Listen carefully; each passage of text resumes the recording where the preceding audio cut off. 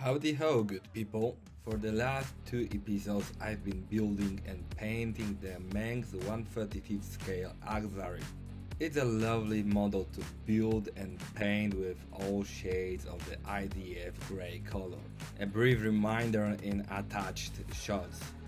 Now it's time to finish the model, but before I do this I have to weather this, and there is a lot to do before we get to this effect.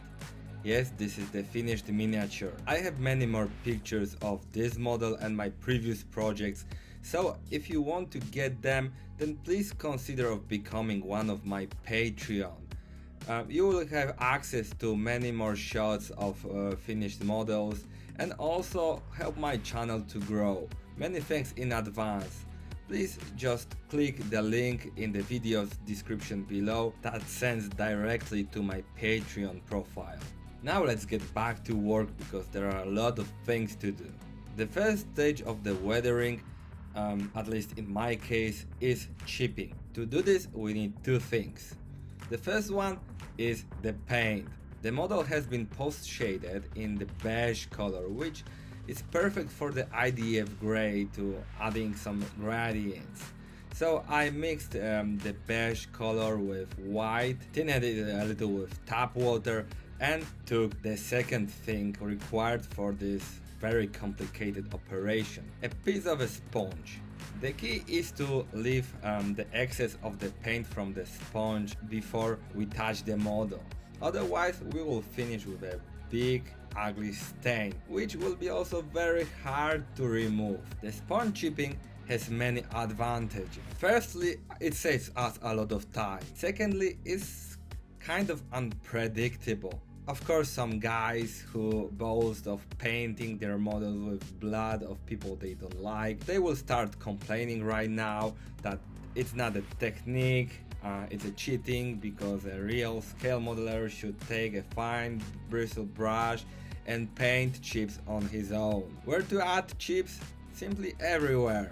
Because vehicles get scratched in many places. Of course, I would recommend to get focused on places where the crew walks or work, or these places that are vulnerable for damage. Instead of 3 evenings of painting chips by brush, it took me about 2 hours. Once I finished this process, I took the brush, so the scale modeling purist will be satisfied, and connected with the same color some smaller chips and enlarged the others.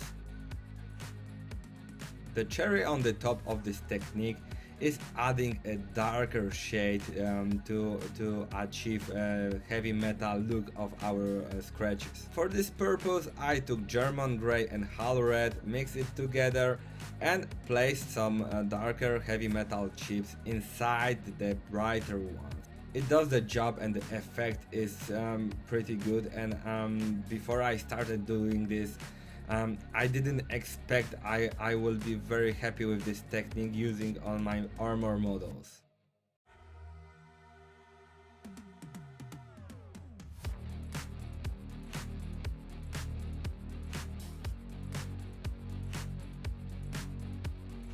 Now it's time for a solid layer of semi-gloss varnish. It's necessary before any washes or enamel effects. The semi-gloss varnish is perfect for this job because it's balanced between smoothness and the porous structure. Thanks to this, enamel washes along with other effects don't get blocked between the structure of the paint, and also doesn't come off as easily as if I use totally gloss varnish. So this is very important for creating some shades, some stains, etc. The key is to let the varnish dry properly. So let's talk about the wash. I have tried 3 configurations with bitumen, shadow brown and sepia mixed with hull red to create a desired effect. I even did a quick experiment. The bitumen oil paint looks chocolate, but once I thinned it with turpentine and added the red one, it turned out it's too opaque and too pale. Sepia looks quite dirty, but once I mixed it with the whole red and thinned it with turpentine, it turned out to be very close to my intended effect. The shadow brown looked okay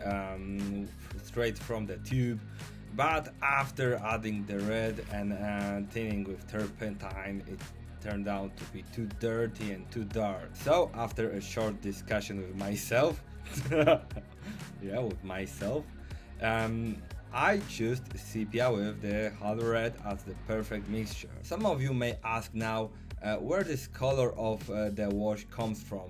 Israel is all about dirt, sand and dust. And you know, it's correct, but I'm building the vehicle coming from the Golani Brigade, which is located in the northeast part of the country. And if you look at pictures of the landscape of the Golani region, it turns out actually it's a Mediterranean-like terrain with brown, pinkish or pinkish brown soil and dust all around. So this is where this color comes from. It also cooperates beautifully with the color of the vehicle, adding a lot of sharpness and you know, this dirty, worn look. Once the wash dried, I started to remove this with an odorless thinner. And here's the beauty of the semi-gloss varnish, which helps to create all these shades. It is also very important to mention the difference between an odorless thinner and the turpentine. The turpentine is much more aggressive than the thinner, and it's very good for cleaning the gear, removing some excess paint from other surfaces which are not the model. Otherwise it may react with the paint and damage its surface quite significantly. Now it's time for rusty spur tracks.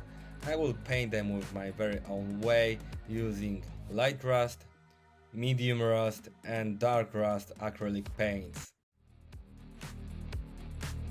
The idea is very simple. We have tracks painted bright gray with some white raised elements. The light rust comes to the most exposed elements, those marked in white.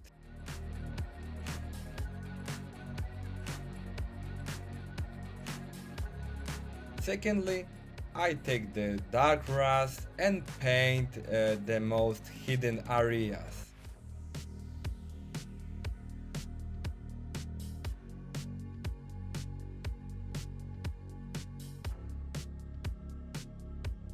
Thirdly, highly thinned with tap water medium rust. This is a glaze-like consistency. It's pretty opaque and we cover the whole element.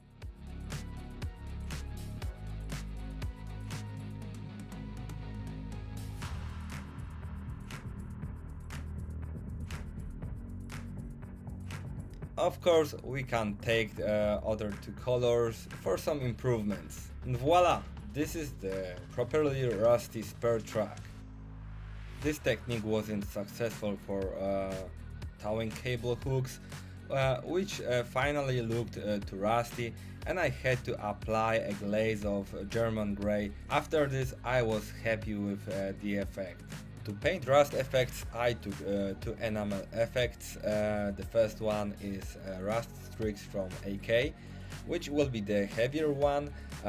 Later you will see the brighter one, which is rust wash from Modeller's World. And surprise, even those vehicles operating in dry and warm environment, they also get rusty. I was surprised too, but once I saw reference pictures of vehicles from for example, the Middle East, it's true. So we don't avoid any rust shades, and it's a beautiful canvas for the weathering. So the heavier wash goes pointy to some parts with, for example, chips, and the brighter one goes around the darker effect. Once I blended all these two effects, it turned out that the result is very promising and I was satisfied. Maybe it's not Russian T55 after 40 years of service somewhere in Europe, but even smaller rusty streaks and spots, they will add a lot of sharpness to our model.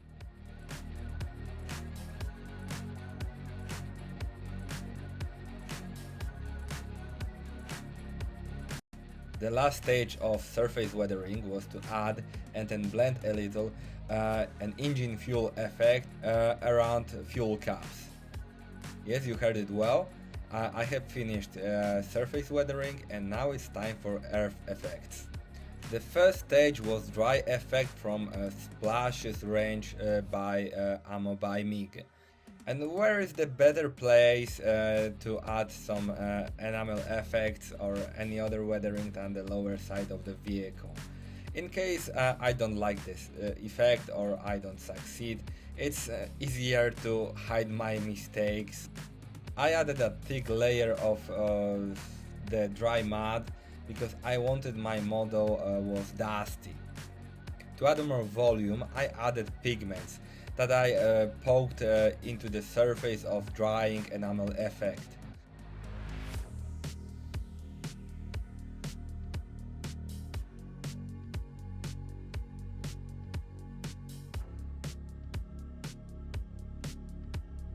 Sides of the hull were covered with generous layer of the dry earth, but I have to mention that it's very important to start thinking about the motion of blending it. I could be a little bit nonchalant with the lower side of the vehicle, but right now it's important to start striking the brush from up to down. And not to move it in every direction. It's very important to understand the physics of the weathering.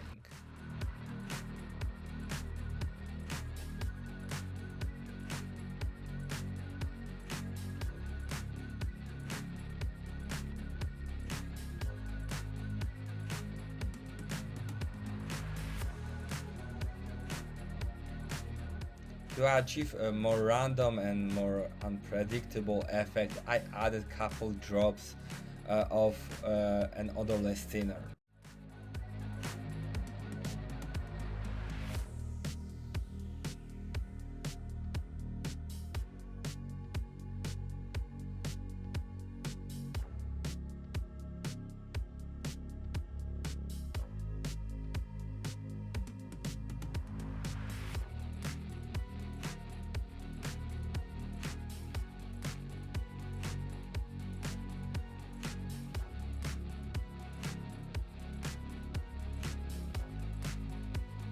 Of course, don't forget about wheels and tracks.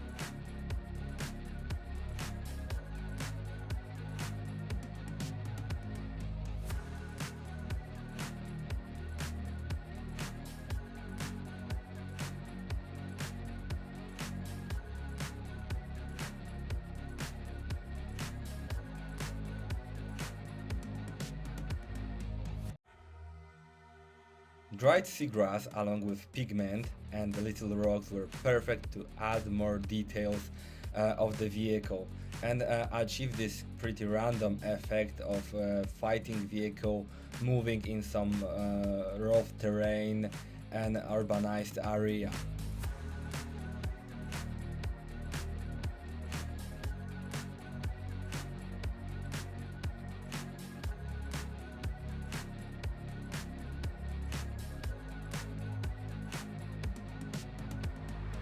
They've been fixed to the surface with sand and gravel glue.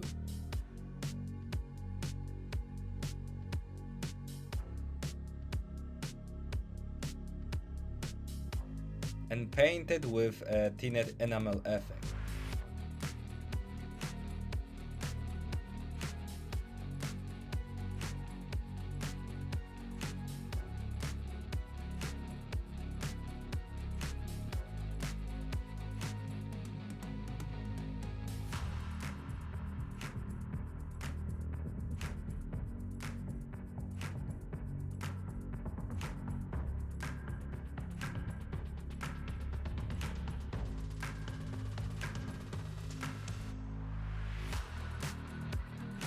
Because the sand and gravel glue left cloudy, shiny marks, I had to spray the whole model with matte varnish.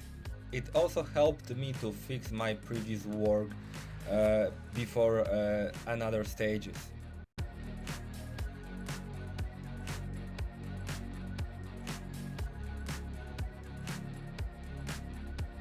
I picked a couple of wheels with panel liner to imitate some grease or dirt collected on them.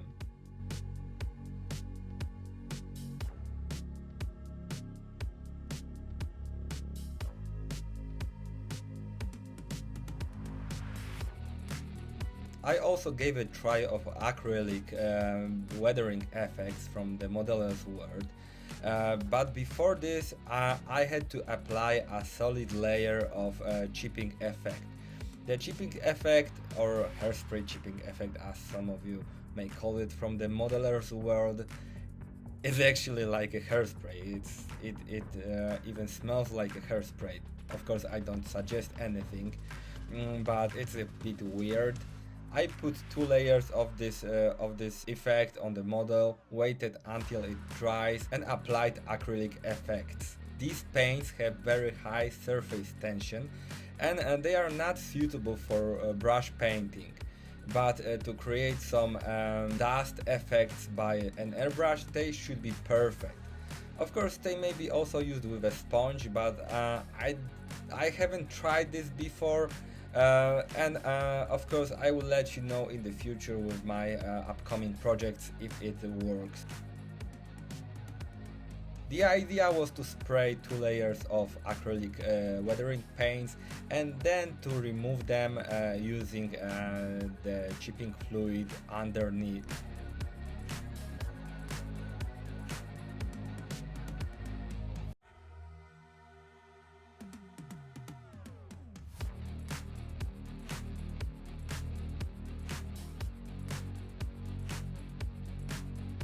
Sides of the hull and the lower part of the vehicle were nicely unified with the paint, but the effect wasn't satisfying for me on the upper parts. It didn't come off well even with a solid layer of tap water and heavy scratching with a brush, and dimmed a little previous layers of the weathering. I had to restore some lines with a brown Tamiya panel liner which matched the wash as its pale version blended with dust colors.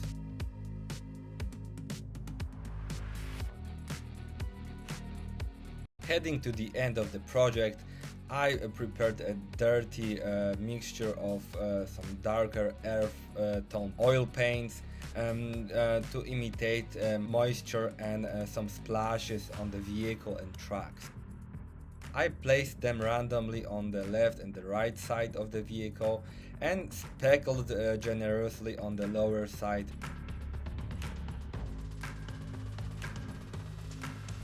I was so happy with the effect, so I even took a simple black Tamiya panel liner to add the second layer of speckles. Sometimes simplicity is the key, isn't it?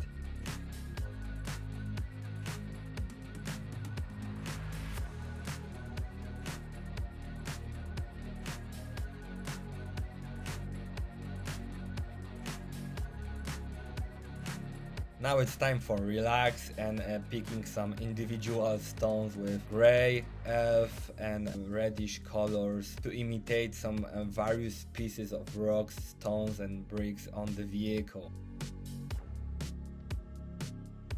And these are some final touches on the model, like adding exhaust smoke and fixing it with a pigment fixer.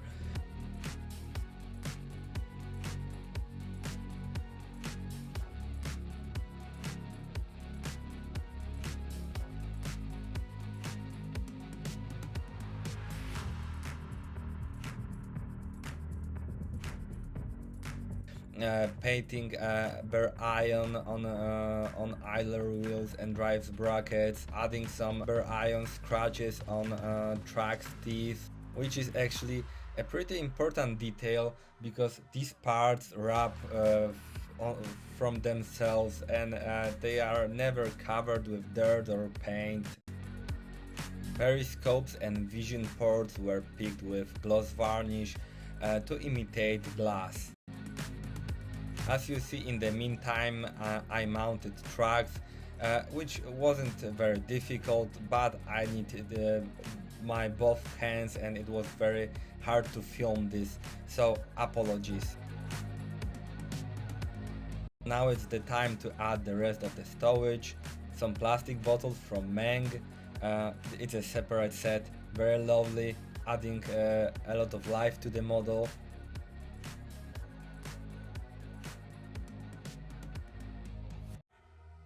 And to mount an antenna which was made from the stretch sprue. I know Achzarits have much longer antennas, but I didn't want to risk its damage. And this length was optimal for me. Sorry, the purists. Thank you for watching, my friends, and staying with me for all the series with the Achzarit. Do not forget to subscribe to my channel and hit the bell icon next to the subscription button. Please do not hesitate to comment the video, like or dislike it. And if you would like to support my work, then please go to the video's description and visit my Patreon to have an access to more photos of my models. Thank you, my friends, have a lovely time and let the good fitting be with you. Cheers!